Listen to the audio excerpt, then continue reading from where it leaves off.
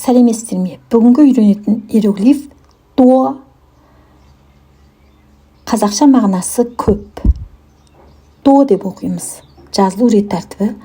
Бірінші солға қарай қисық сызық. Екінші түзу тартамызда солға қарай серпейміз. Қаламды көтермей жазамыз. Үшінші нүкте. Төртіншісі солға қарай қисық сызық. Бесіншісі оңға қарай түзу тартып, солға қарай серпейміз. Қаламды көтермейміз. Алтыншысы нүкте.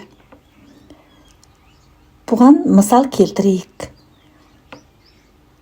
多喝水 көбірек су іш. 多喝水 人很多 адам көп. 人很多 жадыңызға сақтаңыз. 多 көп нәрсені білдіреді. 多喝水 көбірек су іш.